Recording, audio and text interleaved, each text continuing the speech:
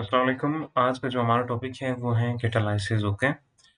Catalyst के बारे में भी हम पढ़ेंगे कि कैटलिस्ट क्या है और इसी के साथ-साथ कैटालाइसिस क्या है, कैटलिस्ट का रिएक्शन के ऊपर क्या इफ़ेक्ट होता है, फिर टाइप ऑफ कैटलिस्ट, कैटलिस्ट के कितने टाइप्स हैं, फिर एंजाइम को थोड़ा टच देंगे कि एंजाइम एंजाइम भी एक कैटलिस्ट ही होता है, ओके, तो उसको भी टच देंगे। चलो पहले जो हमारा टॉपिक है वो है कैटालाइसिस, ओके। कैटालाइसिस। अच्छा, इस कैटालाइसिस में मैं जो है ना कैटलिस्ट की भी डेफिनेशन कर दूँगा, okay?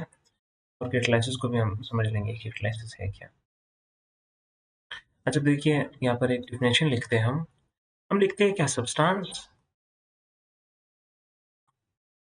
Substance which increase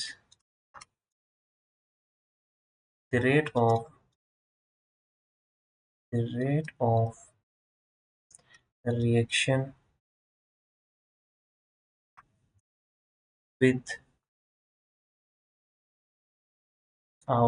without being consumed is called catalyst। अच्छा, है कि भाई वो सब्सटेंस जो क्या करता है, जो रिएक्शन का रेट बढ़ाता है, इंक्रीज़ करता है, विदाउट बीइंग कंज्यूम्ड, और वो कंज़्यूम भी नहीं होता, रिएक्शन में क्या नहीं होता, कंज़्यूम नहीं होता। अब सपोज़ टू अगर मैंने 1 मोल ऑफ कोई कैटलिस्ट डाला किसी रिएक्शन में, तो जब रिएक्शन कंप्लीट हो जाए तो 1 मोल हो भी कैटलिस्ट रहेगा, वो कम नहीं होगा। वो 0.5 मोल ऑफ कैटलिस्ट नहीं रहेगा, बल्कि 1 मोल ही रहेगा, वो कंज़्यूम नहीं होगा रिएक्शन में। ये सिर्फ़ और सिर्फ़ रिएक्शन को क्या करता है, रिएक्शन की स्पीड को बढ़ाता है और ये कंज़्यूम होता नहीं है रिएक्शन में, ओके? ये चीज़ आपने समझनी है। अच्छा, ये एक और चीज़ जो है, एक और पॉइंट वो ये है कि भई catalyst increase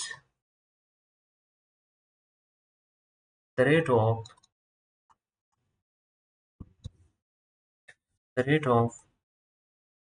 reaction by decreasing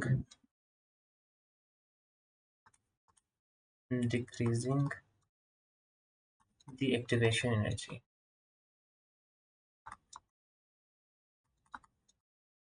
in energy।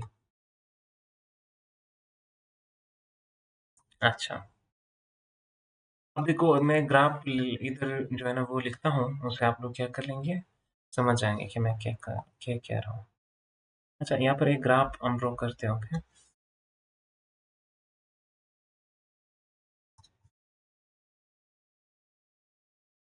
अब सपोज़ टू कि हमारे पास एक रिएक्शन है, ओके, एक रिएक्शन है, इधर जो है ना रिएक्टेंट्स पड़े हुए हैं, ओके, और ये इतना बड़ा स्लोप बनाता है और यहाँ से फिर क्या बनते हैं, इधर प्रोडक्ट्स बनते हैं, ओके। तो इधर रिएक्टेंट पड़े हुए हैं, इधर क्या है, प्रोडक्ट है।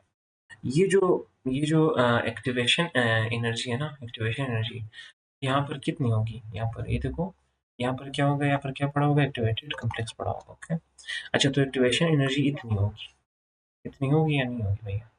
इतनी यहाँ से लेकर के, ओके, यहाँ तक, ओके। तो इसकी इतनी एक्टिवेशन एनर्जी, इतनी,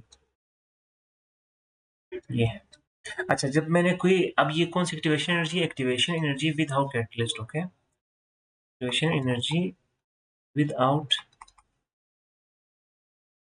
कैटलिस्ट, जो कैटलिस्ट के बगैर जो एक्टिवेशन एनर्जी होती है वो इतनी होती है। अगर मैं कैटलिस्ट ऐड कर दूँ, क्या ऐड कर दूँ भैया? कैटलिस्ट ऐड कर दूँ तो इसकी एक्टिवेशन एनर्जी क्या हो जाएगी? ये इतनी हो जाएगी, देखो, ओके।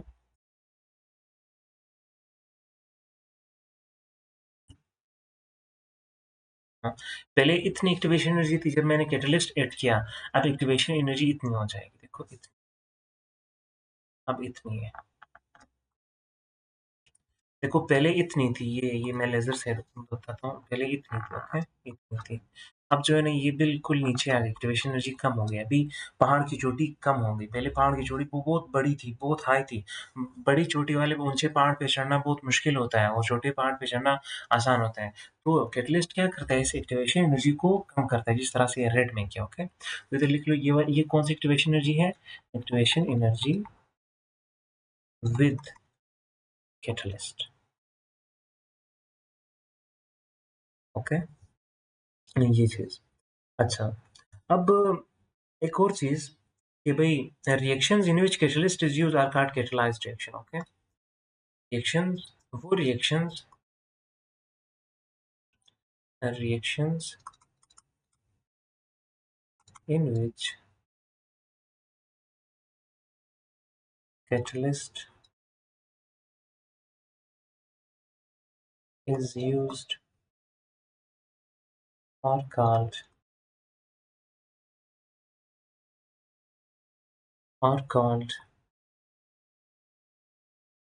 catalyzed reactions, okay? इनको हम catalyzed reactions बोलते हैं। and this process is called and this process is called catalysis। और इस प्रोसेस को हम क्या बोलते हैं? कैटालाइसिस बोलते हैं। वो रिएक्शंस जिसमें कैटलिस्ट यूज़ होता हो उसको हम क्या बोलते हैं? कैटालाइज्ड रिएक्शन बोलते हो। और इस प्रोसेस को हम क्या नाम देते हैं? इस होल प्रोसेस को हम क्या नाम देते हैं? कैटालाइसिस बोलते हैं, ओके? जब एक कैटलिस्ट एक रिएक्शन में काम करते हैं तो इस प्रोसेस को हम क्या बोलते हैं? कैटालाइसिस बोलते हैं। इस इफेक्ट को हम कैटालाइसिस बोलते हैं। अच्छा, अब कुछ पॉइंट जो है वो कैटलिस्ट के वो आपने नोट डाउन करने हैं। पहले तो ये है कि भई कैटलिस्ट क्या नहीं करता? पॉइंट्स है जो आपने नोट डाउन करे हैं, कि पॉइंट्स। अच्छा, एक पॉइंट ये है, कैटलिस्ट क्या नहीं करता?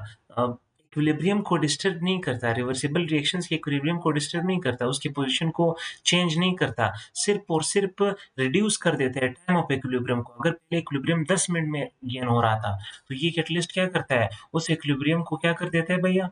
उस इक्विलिब्रियम को अगर पहले 10 मिनट में कवर हो रहा था वो इक्विलिब्रियम, अब ये इक्विलिब्रियम जो है ना वो 5 मिनट में कवर हो जाएगा।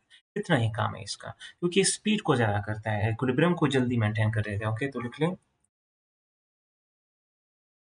catalyst only या catalyst की जगह मैं इट लिख रहा हूँ, only reduce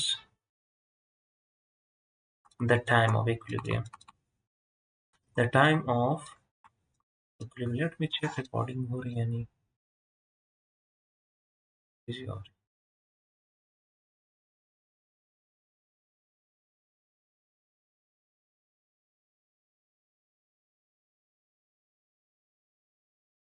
okay? It only reduce the time of equilibrium, it does not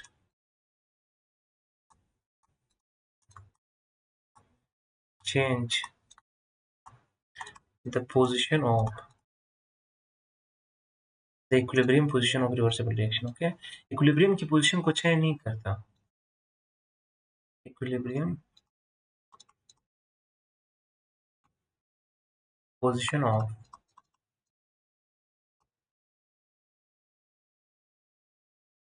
reversible reaction,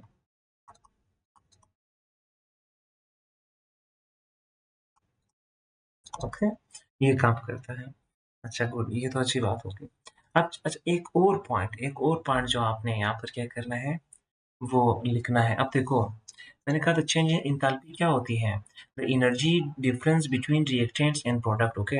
अब देखो ये एनर्जी डिफरेंस है रिएक्टेंट और प्रोडक्ट के बीच में नहीं है, ये वाला। तो मैं किसी और पेन से ड्रॉ करता हूँ या ब्लू से करता हूँ। ये देखो, ये एनर्जी डिफरेंस या नहीं है, ये प्रोडक्ट ऊपर, ये इधर रिएक्टेंट, ओके? बिल्कुल रिएक्टेंट के साथ। इनके बीच में ये डिफरेंस यानी इसको एंथैल्पी चेंज कहते हैं, ओके? इसको एंथैल्पी चेंज कहते हैं। क्या क्या कैटलिस्ट ने एंथैल्पी के चेंज पर कोई इफ़ेक्ट डाला? नहीं डाला है, उसने सिर्फ़ और सिर्फ़ एक्टिवेशन एनर्जी को कम किया है। वही रिएक्टेंट और प्रोडक्ट तो की एनर्जी वही है, वो चेंज नहीं हुई है। तो एंथैल्पी चेंज पर कोई इफ़ेक्ट नहीं होता, ओके? टोटल एंथैल्पी पर इसका कोई इफ़ेक्ट नहीं होता। तो लिख लें कि भाई catalyst has no effect, has no effect on the total enthalpy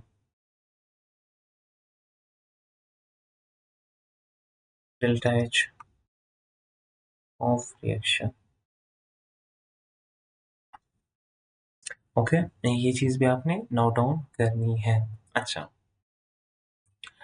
अब एक और पॉइंट वो ये है कि भाई, अब सब सपोज तो मेरे पास एक कैटलिस्ट है निकल, ओके। अब आप कहेंगे सर निकल तो कैटलिस्ट है, किसी भी रिएक्शन में डाल दो उसकी स्पीड को हाई कर देगा। नहीं, हर रिएक्शन के लिए स्पेसिफिक कैटलिस्ट होते हैं। निकल कैटलिस्ट हर रिएक्शन में काम नहीं करता।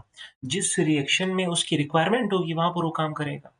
ओके, अब सपोज तो अब देखिए यहाँ पर पॉइंट एक और यहाँ पर मेंशन कर ले भाई, a specific catalyst is required for specific reaction। हर एक रिएक्शन के लिए अलग अलग, हाँ ऐसा भी हो सकता है कि एक कैटलिस्ट दो तीन रिएक्शन को वो स्पीड अप कर रहा हूँ, लेकिन मोस्टली ऐसा होता है कि हर हर रिएक्शन के लिए अगर देखो, अगर H2 और Cl2 एक दूसरे के साथ रिएक्ट कर रहे हैं और वो HCl बना रहे हैं, तो इस रिएक्शन के लिए एक स्पेसिफिक किस्म का कैटलिस्ट चाहिए होगा।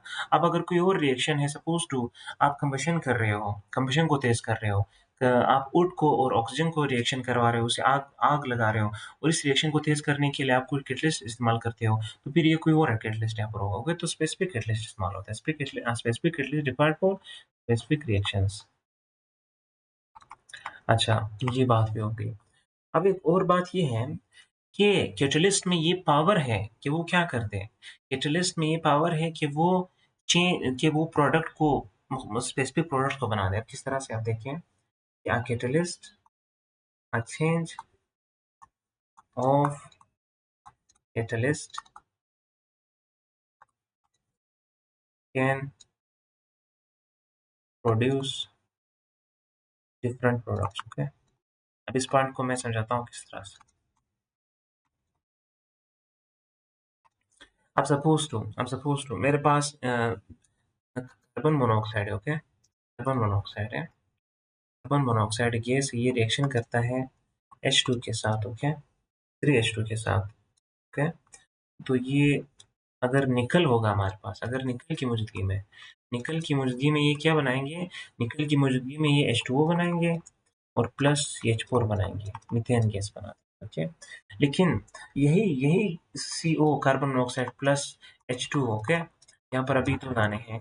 अब इसको आप क्या करोगे, देखो वही रिएक्टेंट है, कार्बन मोनोऑक्साइड और H2 हाइड्रोजन गैस वही रिएक्टेंट है, चेंज नहीं हुई है। लेकिन अगर आप तो कैटलिस्ट को चेंज करोगे, जिंक ऑक्साइड इधर एज ए कैटलिस्ट लोगे, zinc oxide as a catalyst लोगे, तो अब इसके प्रोडक्ट चेंज हो जाएंगे। अब यहाँ पर क्या होगा, एक अल्कोहल देगा, हमें मिथेनॉल देगा। Okay, CH3OH। तो ये कैटलिस्ट के चेंज करने से प्रोडक्ट्स चेंज होते हैं। ओके, तो ये चीज भी आपने नोट डाउन करनी है। अब ये चीज मैंने बताया। एक और चीज, कैटलिस्ट रिएक्शन की स्पीड को बढ़ा भी सकते हैं और रिएक्शन की स्पीड को कम भी कर सकते हैं। ओके, कैसे, वो कैटलिस्ट जो रिएक्शन की स्पीड को कम करते हैं उसे हम इनहिबिटर्स बोलते हैं। क्या बोलते हैं? इनहिबिटर्स बोलते हैं। देख लें, the catalyst which decrease the rate of a reaction are known as inhibitors। Okay, इनको हम क्या बोलते हैं? इनहिबिटर्स बोलते हैं। ओके, ये चीज भी आपने समझनी है। अच्छा, अब कैटलिस्ट एक और पॉइंट ऐड कर ले कि कैटलिस्ट को हम डीएक्टिवेट भी कर सकते हैं, पॉजिटिव कैटलिस्ट को। ओके, इसको इनहिबिटर्स बोलते हैं, या फिर इसका दूसरा नाम है negative catalyst. Okay, negative catalyst. Negative catalyst, वैसे कैटलिस्ट का वर्ड पॉजिटिव कैटलिस्ट के लिए इस्तेमाल होता है, जो रिएक्शन की स्पीड को बढ़ाते हैं। नेगेटिव कैटलिस्ट के लिए हम इनहिबिटर्स यूज़ करते हैं, ओके? लेकिन अगर कोई भी आपसे ये पूछ ले कि भई क्या आया कैटलिस्ट जो है ना वो रिएक्शन की स्पीड को कम कर सकते हैं? आप कहेंगे जी, कर सकते हैं। इन केस अगर वो कैटलिस्ट क्या हो? नेगेटिव कैटलिस्ट हो, और नेगेटिव कैटलिस्ट को हम इनहिबिटर्स बोलते हैं, ओके?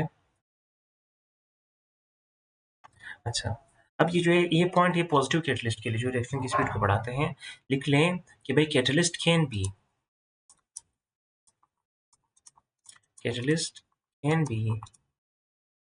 deactivated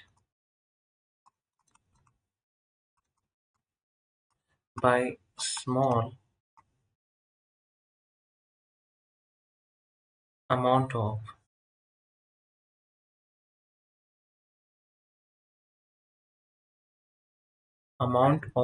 impurities, okay? जब आप इम्प्यूरिटीज़ को मतलब कोई अदर देन रिएक्टेंट या प्रोडक्ट्स की कोई ऐसी चीज़ रिएक्शन में डाल दें जो ना रिएक्टेंट में हो और ना प्रोडक्ट्स में हो और ना ही वो कैटलिस्ट हो, तो उसको वो इम्प्यूरिटी कहलाता है। तो वो कैटलिस्ट को के कैटलिस्ट को डीएक्टिवेट कर सकते हो, ओके? तो इस प्रोसेस को हम क्या बोलते हैं? जब कैटलिस्ट किसी स्मॉल इम्प्योरिटी से डीएक्टिवेट हो जाए, इसको हम क्या बोलते हैं? पॉइज़निंग ऑफ कैटलिस्ट बोलते हैं। इसको हम क्या बोलते हैं? पॉइज़निंग ऑफ कैटलिस्ट बोलते हैं। पॉइज़निंग, जैसे कि एक इंसान को आप पॉइज़न देते हो ना, वो जो है ना उसकी सारे रिएक्शंस बॉडी में वो बंद हो जाते हैं और वो कभी-कभार मर जाता है। तो पॉइज़न से दूर रहना चाहिए हमें। तो ये पॉइज़न इसी तरह से हैं, कैटलिस्ट की रिएक्टिविटी को कम करने वाले जो इम्प्योरिटीज़ होती हैं, वो अगर कैटलिस्ट के साथ लग जाएँ, तो वो कैटलिस्ट के जो है ना वो कैटलिस्ट को डीएक्टिवेट कर देते हैं, कैटलिस्ट फिर काम नहीं कर सकता। तो इस तरह से इस प्रोसेस को हम क्या बोलते हैं? पॉइज़निंग ऑफ, जिस तरह से इंसान की पॉइज़निंग होती है, कैटलिस्ट की पॉइज़निंग होती है। Poisoning of catalyst, okay? Catalyst बोलते हैं। अच्छा, एग्ज़ाम्पल दिया है आप लोग के बुक में, वो एग्ज़ाम्पल देख लें कि किस तरह से कुछ इम्प्योरिटीज़ होती है, ओके? अच्छा, उसके बाद कैटलिस्ट का बिहेवियर, जिस तरह से कैटलिस्ट को आप डीएक्टिवेट कर सकते हो, कैटलिस्ट के बिहेवियर को आप क्या कर सकते हो? इम्प्रूव भी कर सकते हो, ओके? कैटलिस्ट के बिहेवियर को आप इंक्रीज़ भी कर सकते हो, okay?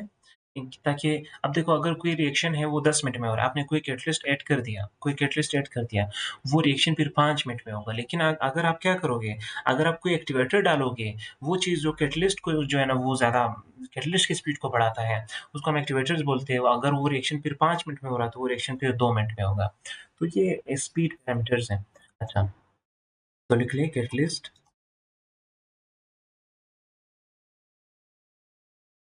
The catalytic behaviour the catalytic behaviour of catalyst can be increased by the introduction of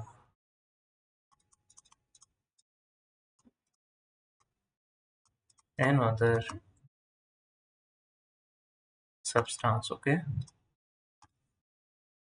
अच्छा, आप कैटलिस्ट के कैटालिटिक बिहेवियर को इंक्रीज़ कर सकते हैं किसी और सब्सटेंस के एंटर करने से, ओके? वो सब्सटेंस जो कैटालिटिक बिहेवियर की एक्टिविटी को इंक्रीज़ करता है, उसको हम क्या बोलते हैं? प्रोमोटर्स बोलते हैं, या उन सब्सटेंसेस को हम क्या बोलते हैं? इन सब्सटेंसेस को हम क्या बोलते हैं? प्रोमोटर्स या एक्टिवेटर्स, ओके? इसको हम क्या बोलते हैं? प्रोमोटर्स या फिर एक्टिवेटर्स, ओके? एक्टिवेटर्स बोलते हैं। सिंपल सी बात है। अच्छा, फॉर एग्ज़ाम्पल हमारे लिए जो अगर हम हाइड्रोजनेशन करना चाहें वेजिटेबल ऑयल को घी में कन्वर्ट करने के लिए हम हाइड्रोजनेशन करते हैं, ओके? तो उसके लिए हमारे पास जो कैटलिस्ट यूज़ होता है वो निकल होता है। तो निकल की स्पीड को निकल एक कैटलिस्ट होता है, उसकी स्पीड को बढ़ाने के लिए हम क्या ऐड करते हैं? कॉपर या टेलोरियम। टेलोरियम ये क्या करते हैं? ये एक्टिवेटर्स हैं, ये प्रोमोटर्स हैं, ये निकल की एक्टिविटी को और ज़्यादा कर देते हैं ताकि रिएक्शन स्पीड अप हो जाए। अब हम पढ़ते हैं types of catalyst, okay? Catalyst के फिर टाइप्स हैं, टाइप्स ऑफ कैटलिस्ट,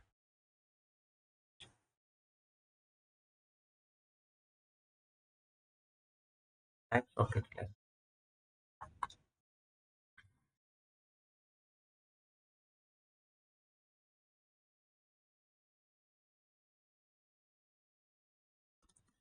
अच्छा, कैटलिस्ट के जो है ना हमारे पास 2 जो है ना वो टाइप्स ओके? कैटलिस्ट के कितने टाइप है हमारे पास? 2 टाइप्स हैं। अच्छा, एक को हम क्या बोलते हैं? एक को हम बोलते हैं होमोजेनस कैटलिस्ट और एक को हम बोलते हैं हेटेरोजेनस सॉरी ये कैटालिसिस के टाइप्स है, ये कैटलिस्ट के टाइप नहीं है, इसको मैं कैटालिसिस ओके, कैटालिसिस वो प्रोसेस जब रिएक्शन में कोई कैटलिस्ट यूज़ हो तो उस प्रोसेस को हम क्या बोलते हैं? कैटालिसिस बोलते हैं। अच्छा, मिनट में काम करे board, catalysis, types of catalysis 2 किस्म के हमारे पास कैटालिसिस प्रोसेस होते हैं। एक होता है होमोजेनस कैटालिसिस और एक होता है हेटेरोजेनस कैटालिसिस ओके? तो ये 2 टाइप्स के कैटालिसिस हैं।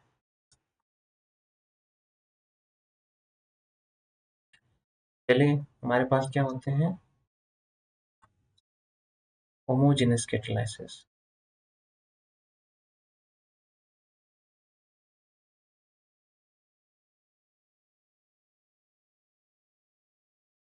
अच्छा और दूसरा जो टाइप है वो हमारे पास क्या है? नेक्स्ट अच्छा, तो टाइप्स के बारे में हम पढ़ रहे थे, टाइप्स ऑफ कैटालिसिस। अच्छा एक होता है हमारे पास होमोजेनस और दूसरा था हमारे पास हेटेरोजेनस ओके? अब इन दोनों में फ़र्क क्या है ये सारा जो है ना हम डिटेल से इसको कवर करेंगे। और दूसरा टाइप हमारे क्या पास क्या है? Heterogeneous catalysis. अच्छा, अब होमोजेनस कैटालिसिस क्या है ओके? हम होमोजेनस को पढ़ते हैं, होमोजेनस।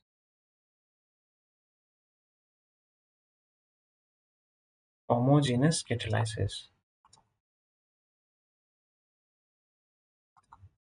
अच्छा, जो होमोजेनस कैटालिसिस हैं, वो ऐसा है कि भई वो टाइप है ये कैटालिसिस की in which the physical state of reactant and catalyst is same okay?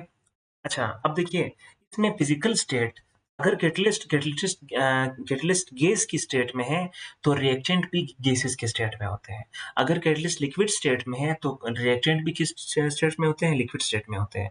तो इस प्रोसेस को फिर हम क्या बोलते हैं? होमोजेनस कैटालिसिस बोलते हैं। जब रिएक्टेंट और कैटलिस्ट सेम फिजिकल स्टेट में हो, उनका जो फिजिकल स्टेट है वो सेम हो। फिजिकल स्टेट गैसियस भी होता है, सॉलिड का भी होता है और लिक्विड का भी होता है। ओके? तो लिख लें कि type type of type of catalysis in which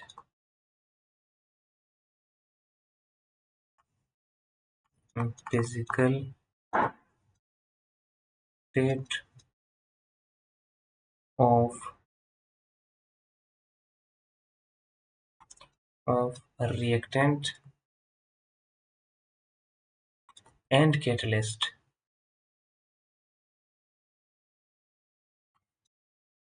are same okay is called homogeneous catalysis। अब मैं जो है ना आपको एग्जांपल दूंगा। अब देखिए सपोज टू एक मेरे पास रिएक्शन है जहाँ पर SO2 ओके। ये मैं चेंज करता हूँ क्योंकि उस मार्कर से हमने वहाँ पे लिखा है। अच्छा अब देखो एग्जांपल है SO2 प्लस O2। अच्छा SO2 भी गैस है, O2 भी गैस है, ओके? O2 भी क्या है? गैस है। 2 ना SO2 होते हैं। ये जब हम रिएक्ट करते हैं किसी की मौजूदगी में यहाँ पर कैटलिस्ट क्या होता है? कैटलिस्ट हमारे पास नाइट्रोजन ऑक्साइड होता है, ओके? NO होता है, ओके? NO होता है। अब ये NO भी गैस की शक्ल में है।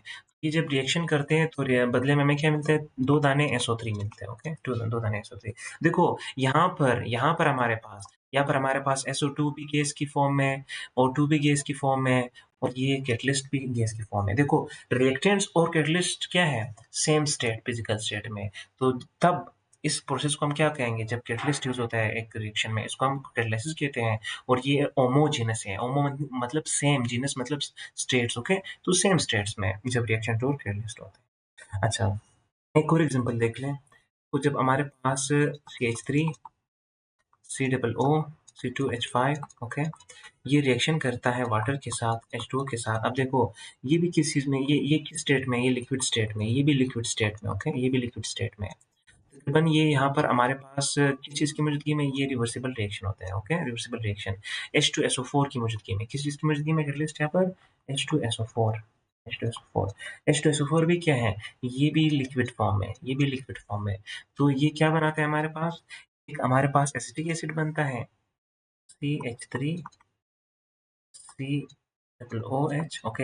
एक एसिटिक एसिड बनता है प्लस C2H5OH, ओके? और एक अल्कोहल हमारे पास बनता है। तो ये देखो, ये भी लिक्विड की फॉर्म है, ये भी लिक्विड की फॉर्म है, ये भी गैस की फॉर्म है। देखो स्टेट सेम है, रिएक्टेंट के और कैटलिस्ट की स्टेट सेम है, लिक्विड लिक्विड फॉर्म है, ये भी होमोजेनस कैटालिसिस हो गया। तो आई होप सो अभी आपको समझ आ चुकी होगी होमोजेनस कैटालिसिस की। अब दूसरा टाइप है heterogeneous catalysis, okay? Heterogeneous catalysis, heterogeneous catalysis, heterogeneous catalysis. अब हेटेरोजेनस कैटालिसिस को समझें, ये है क्या? ओके?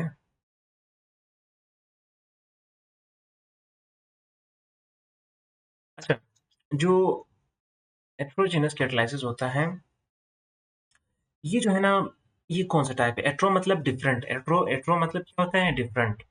होमो का मतलब क्या था ऊपर, होमोजेनस का मतलब क्या था? सेम। तो हेटेरो के नाम से ही ज़ाहिर होता है कि भई ये कौन-सी कैटालिसिस होगी, ओके? कौन-सी कैटालिसिस? फिर भी मैं डेफिनिशन लिखवाता हूँ, लिख लें कि type of catalysis in which state of reactant and reactants and catalyst is different, okay? जो फिजिकल स्टेट होते हैं, इन फिजिकल स्टेट होते हैं, physical state is different, okay? Is called heterogeneous catalysis. अब देखो यहाँ पर फिजिकल स्टेट रिएक्टेंट के और कैटलिस्ट के सेम नहीं होते हैं, डिफरेंट होते हैं। क्या होते हैं? डिफरेंट होते हैं, सेम नहीं होते। एग्जांपल मैं दूंगा, देखो मेरे पास एग्जांपल ये है, जब N2 प्लस 3 दाने H2 रिएक्शन करते हैं, तो ये किस चीज की मौजूदगी में ये रिएक्शन होता है? Fe2O4, okay? और ये Fe2O4 सॉलिड स्टेट में होता है, कैटलिस्ट ये सॉलिड स्टेट में होता है। और N2 किस स्टेट में होता है? ये गैसियस फॉर्म में होता है। और O2 किस चीज़ में होता है? गैसियस फॉर्म में होता है। तो बदले में हमारे पास 2 दाने NH3 बनते हैं, ये भी किस फॉर्म में होता है? गैसियस फॉर्म में होता है। देखो, कैटलिस्ट हमारे पास सॉलिड स्टेट में है और रिएक्टेंट्स हमारे पास गैसियस स्टेट्स में है, तो इनकी डिफरेंट है या नहीं है स्टेट्स? बिल्कुल डिफरेंट है। तो इस प्रोसेस को हम क्या बोलते हैं? हेटेरोजेनस कैटालिसिस बोलते हैं। तो ये था एक और एग्ज़ाम्पल, ज़रूरत नहीं है, बस अभी आप समझ गए हैं कि मैं कहना क्या चाह रहा हूँ। तो समझने की बात ये थी, ओके? अब आते हैं हम एंजाइम्स पर, ओके? थोड़ा बहुत एंजाइम का चैप्टर आपने पहले से पढ़ा है, लेकिन फिर भी थोड़ा बहुत टच मैं देता हूँ आप लोगों को, बायोलॉजी में पढ़ा है। अब आते हैं एंजाइम्स पर, ओके? एंजाइम एंजाइम्स भी कैटालिस्ट होते हैं। एंजाइम्स भी क्या होते हैं? कैटालिस्ट होते हैं, लेकिन ये बायोलॉजिकल कैटालिस्ट्स हैं, ओके? बायोलॉजिकल कैटालिस्ट्स हैं। तो एंजाइम को जो है ना थोड़ा बहुत हम पढ़ते हैं एंजाइम्स के बारे में। अच्छा, लिख लें कि भाई एंजाइम क्या है? Complex complex protein molecules are called enzymes, okay? जो कॉम्प्लेक्स प्रोटीन मॉलिक्यूल्स होते हैं, उसे हम एंजाइम कहते हैं। एंजाइम का नेचर क्या होता है? प्रोटीन in नेचर होता है, तो ये प्रोटीन के मॉलिक्यूल्स होते हैं, कॉम्प्लेक्स स्ट्रक्चर होते हैं उनका, बहुत ही पेचीदा स्ट्रक्चर इनका होता है। और ये क्या होते हैं? ये कैटालिस्ट होते हैं, लेकिन कौन से कैटालिस्ट? बायोलॉजिकल, जो इंसानों में यूज़ होते हैं, जो इंसानों के और जानवरों के अंदर यूज़ होते हैं, जो लिविंग ऑर्गेनिज्म है, ओके? उनके अंदर यूज़ होते हैं। तो इसी वजह से हम क्या बोलते हैं? बायोलॉजिकल कैटालिस्ट बोलते हैं। They are They are biological catalyst, okay? Biological catalysts. अच्छा, ये क्या करते हैं ये enzyme? They increase, okay? They increase rate of reaction. Reaction के रेट को क्या करता है? इंक्रीज करता है। Rate of reaction. अच्छा, ये मतलब रेट ऑफ रिएक्शन को किस तरह से इंक्रीज करता है? बाय डिक्रीजिंग एक्टिवेशन एनर्जी, जिस तरह से मैंने पहले बताया था।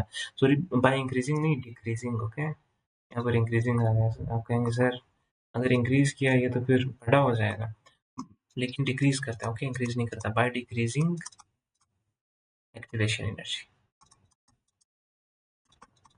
Activation energy, okay? अच्छा, इसके बाद जो है ना, आई थिंक सो, ये समझ आ चुका होगा आपको कि भाई एंजाइम क्या है। आपको जो एंजाइम के रिएक्शंस हैं, वो मैं समझाता हूँ आपको, ओके? आप सपोज़ टू मेरे पास हमारे पास जो फर्स्ट एंजाइम डिस्कवर हुआ था ना, जो हमारे फर्स्ट फर्स्ट एंजाइम जो डिस्कवर हुआ, तो वो लेबोरेटरी में ही हमने प्रिपेयर किया था, ओके? 1960 में ये डिस्कवर हुआ था, ओके? तो लिख लीजिए, first enzyme was prepared in laboratory 1916। First enzyme was prepared in laboratory, sorry, in 1960, okay? तो ये चीज़ आपने क्या करनी है, समझनी है। अच्छा, उसके बाद हमारे पास एक और कुछ एग्ज़ाम्पल हैं हमारे पास, वो मैं बताऊँगा आपको। सपोज़ टू जो स्टार्च होता है ना, जो स्टार्च होता है, स्टार्च का फ़ॉर्मूला क्या होता है स्टार्च का? स्टार्च फ़ॉर्मूला होता है C6H10O5, ओके? O5, okay? इधर जो है ना 2 के साथ एज़ अ होल आप n नंबर ऑफ हो सकते हैं, ये स्टार्च है, plus n number of, n मतलब कुछ कोई भी नंबर हो सकता है, ओके? H2O, ये जब रिएक्शन करते हैं किस चीज़ की मौजूदगी में? डाइएस्ट्रेज़, ओके? डाइएस्ट्रेज़ की मौजूदगी में। अब डाइएस्ट्रेज़ क्या है? डाइएस्ट्रेज़ एक एंजाइम है, डाइएस्ट्रेज़, ओके? डाइएस्ट्रेज़, ओके? ये ईस्ट में होता है, ये एंजाइम किस चीज़ में होता है? ईस्ट में होता है, ईस्ट में होता है। जो फेमरा होता है ना, जो ईस्ट होता है, उसमें होता है। तो ये क्या करता है इस स्टार्च को, ये क्या है? स्टार्च है, स्टार्च है। इस स्टार्च को कन्वर्ट कर देता है किस चीज़ में? माल्टोज़ में, माल्टोज़ में। माल्टोज़ का फ़ॉर्मूला क्या होता है?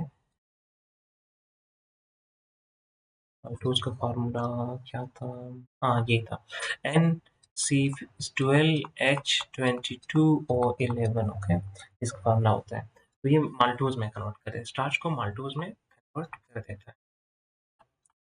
और इसी तरह से अब जो माल्टोज़ हैं, माल्टोज़ भी जो है ना वो माल्टेज़ के एंजाइम के ज़रिए किस चीज़ में कन्वर्ट हो जाता है? ग्लूकोज़ और फ्रक्टोज़ में, ओके? तो अभी मैं फ़ॉर्मूले नहीं लिखता, सिर्फ़ और सिर्फ़ वो लिखता हूँ, नाम लिखता हूँ। जो माल्टेज़ होता है ना, जो माल्टेज़ होता है, वो कन्वर्ट होता है किस चीज़ में? H2 की मौजूदगी में, प्लस H2 की मौजूदगी में किस में कन्वर्ट होता है? ग्लूकोज़ प्लस फ्रक्टोज़ में, ओके? ग्लूकोज़ और फ्रक्टोज़ में कन्वर्ट होता है, फ्रक्टोज़ में। ये किस एंजाइम की मौजूदगी में? माल्टेज़ की मौजूदगी में। माल्टेज़, ये माल्टेज़ कहाँ पर होता है? ये ईस्ट में होता है, ओके? ईस्ट एक लिविंग ऑर्गेनिज़्म है। अच्छा, इसी तरह से सुक्रोज़ जो है ना, वो H2O की मौजूदगी में इन्वर्टेज़ एंजाइम के ज़रिए किस चीज़ में कन्वर्ट होता है? ग्लूकोज़ और फ्रक्टोज़ में कन्वर्ट होता है। ये भी इन्वर्टेज़ एंजाइम है, वो भी ईस्ट में होता है। तो ये कुछ एंजाइम थे, इस तरह से हम समझेंगे। एग्ज़ाम्पल आगे आसान है, वो आपने पढ़े हुए हैं एंजाइम के चैप्टर में, 2-3 एग्ज़ाम्पल्स थे। यहाँ तक आई होप सो समझ आ चुका होगा। ये चैप्टर हमारा यहाँ पर ख़त्म होता है। इंशाल्लाह कल हम नेक्स्ट चैप्टर को स्टार्ट करेंगे। दुआ में याद रखें, खुश रहें, आबाद रहें।